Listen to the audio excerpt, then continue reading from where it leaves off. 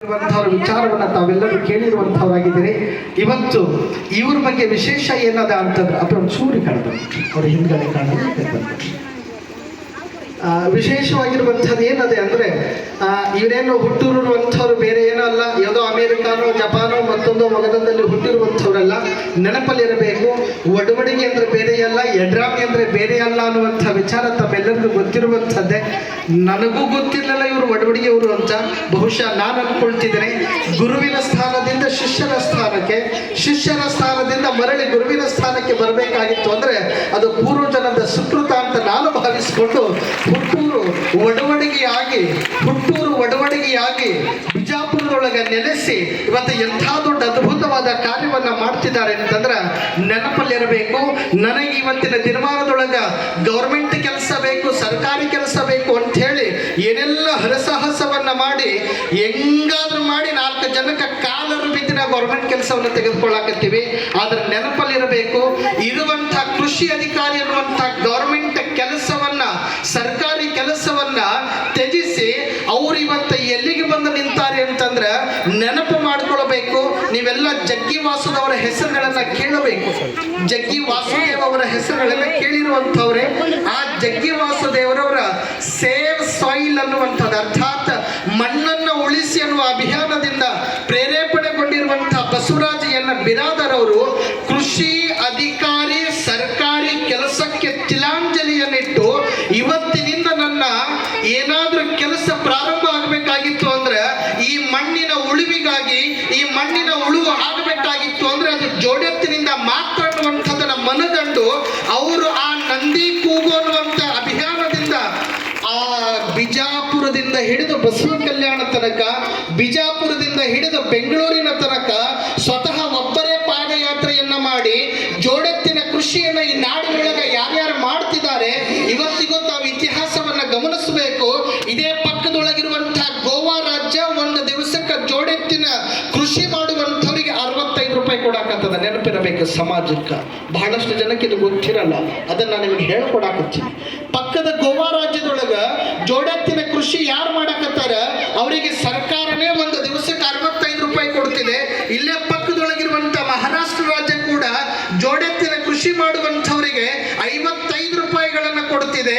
ಈ 65 ರೂಪಾಯಿ 55 ರೂಪಾಯಿಗಳನ್ನು ಒತ್ತಟ್ಟಿಗೆ ಇರಲಿ, ನಮ್ಮ ಕರ್ನಾಟಕ ರಾಜ್ಯದೊಳಗೂ ಸಹಿತ ನಾನು ಗೌರ್ಮೆಂಟ್ ಕೆಲಸವನ್ನ ತ್ಯಜಿಸಿ ಯಾರು ಜೋಡೆತ್ತಿನ ಕೃಷಿಯನ್ನ ಮಾಡಕತ್ತಾರ ಆ ಜೋಡೆತ್ತಿನ ಕೃಷಿಕರಿಗೆ ವಾರ್ಷಿಕವಾಗಿ 11,000 ರೂಪಾಯಿ ಕೊಡ್ಲೇಬೇಕು ಅನ್ನುವಂಥ ಅಭಿಯಾನವನ್ನ ನಮ್ಮ ಬಸವರಾಜನ ಬಿರಾದವರು ಬಿಜಾಪುರದಿಂದ ಬೆಂಗಳೂರುವರೆಗೂ ಪಾದಯಾತ್ರೆಯನ್ನ ಮಾಡಿ ಋಷಿ ಕೃಷಿ ಸಾಂಸ್ಕೃತಿಕ ಯೋಜನೆಯಡಿ ಎಲ್ಲ ಮುಂತಾದ ಕಾರ್ಯಗಳನ್ನು ನಡೆಸಿಕೊಂಡು ಹೋಗುವಂಥವರಾಗಿದ್ದಾರೆ. ಇಂಥ ಬಸವರಾಜನ ಬಿರಾದರ್ ಅವ್ರ ಬಗ್ಗೆ ಎಷ್ಟು ಮಾತಾಡಿದ್ರು ಕೂಡ ಕಡಿಮೆ ಆಗ್ತದೆ ಅನ್ನುವಂಥ ವಿಚಾರ ಅದು ಎಲ್ಲಿತ್ತು. ಆ ಬಸವರಾಜ ಎನ್ನ ಬಿರಾದರ್ ಅವ್ರ ಬಗ್ಗೆ ಎಷ್ಟು ಮಾತಾಡಿದ್ರು ಕೂಡ ಕಡಿಮೆ ಆಗ್ತದೆ. ಅಂಥ ನಂದಿ ಕೂಗು ಅನ್ನುವಂಥ ಅಭಿಯಾನ ಇದನ್ನ ಯಾಕೆ ಪ್ರಾರಂಭ ಮಾಡ್ಯಾರ ಅಂದ್ರ ಇವತ್ತಿನವರೆಗೂ ಎಲ್ಲೆಲ್ಲಿ ನಂದಿ ಕೂಗು ಅಭಿಯಾನ ಮಾಡ್ಯಾರ ಸ್ವತಃ ರೈತರ ಪಾದ ಪೂಜೆ ಮಾಡ್ಕೊಂಡಾರ. ನೆನಪಿರಬೇಕು, ಜಾತಿ ಮತ ಪಂಥ ಭೇದ ಬಿಟ್ಟು ಎಲ್ಲ ರೈತರ ಪಾದ ಪೂಜೆಯನ್ನ ಮಾಡಿ ಅವರ ನಂದಿ ಕೂಗು ಅಭಿಯಾನವನ್ನ ಪ್ರಾರಂಭ ಮಾಡಿದ್ದಾರೆ. ಸಿದ್ದೇಶ್ವರ ಸ್ವಾಮಿಗಳವರ ಪ್ರೇರೇಪಣೆಯ ಮೇರೆಗೆ, ಕಾಡಸಿದ್ದೇಶ್ವರ ಸ್ವಾಮಿಗಳ ಪ್ರೇರೇಪಣೆಯ ಮೇರೆಗೆ ಅವರು ಈ ಒಂದು ಕಾರ್ಯದೊಳಗೆ ಧುಮುಕಿದ್ದಾರೆ ಅನ್ನುವಂಥ ವಿಚಾರ ಇಷ್ಟೊತ್ತು ಒಳಗಡೆ ಕೂತಾಗ ನಮ್ಗೆಲ್ಲರಿಗೂ ಗೊತ್ತಿರುವಂಥದ್ದು. ಇಂಥ ಶ್ರೀಯುತರು ಇವತ್ತು ಜೋಡೆತ್ತಿನ ಕೃಷಿಯನ್ನು ಮಾಡಕ್ಕೆ ಬಂದಿದ್ದಾರೆ.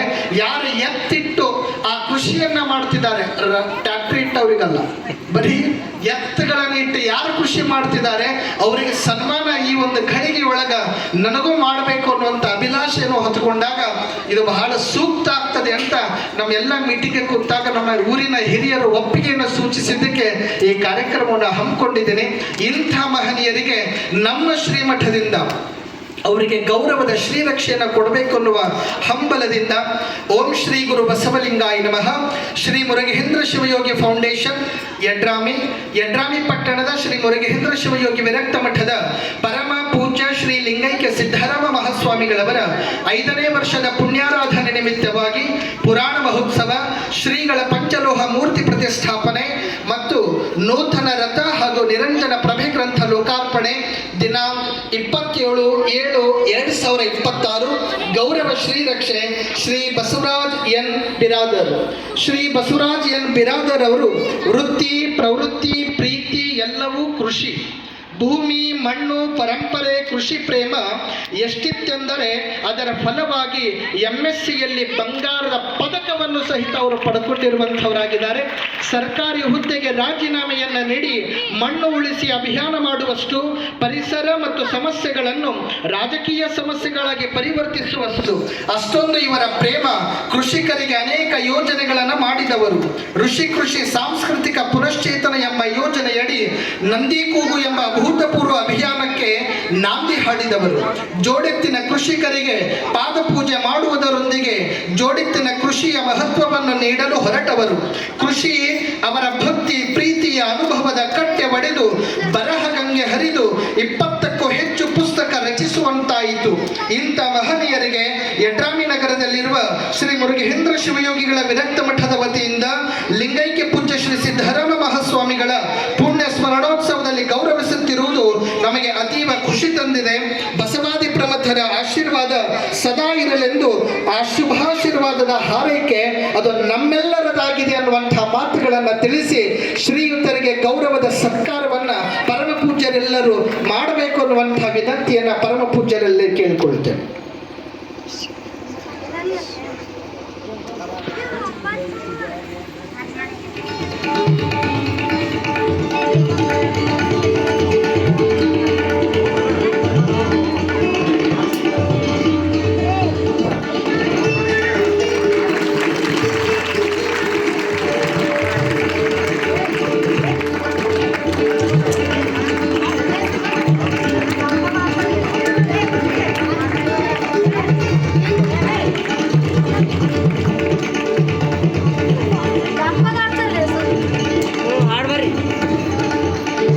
ಶ್ರೀಯುತ ಬಸವರಾಜ್ ಎನ್ ಬಿರಾದ್ ಅವರವರಿಗೆ ಮತ್ತೊಮ್ಮೆ ನಿಮ್ಮ ಜೋರಾದ ಚಪ್ಪಾಳೆಗಳನ್ನು ಕೊಡುವುದರ ಮೂಲಕ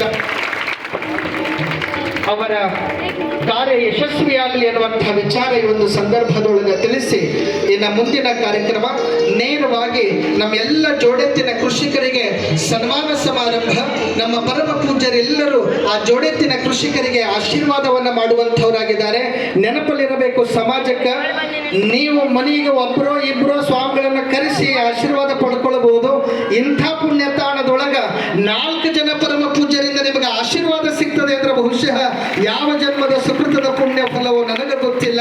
ಅಂಥ ಒಂದು ಸುಕೃತದೊಳಗ ತಾವುಗಳೆಲ್ಲರೂ ಭಾಗಿಯಾಗಿದ್ದಕ್ಕೆ ಬಹಳ ಸಂತಸವನ್ನ ಪಡ್ತೇನೆ. ಪರಮ ಪೂಜ್ಯ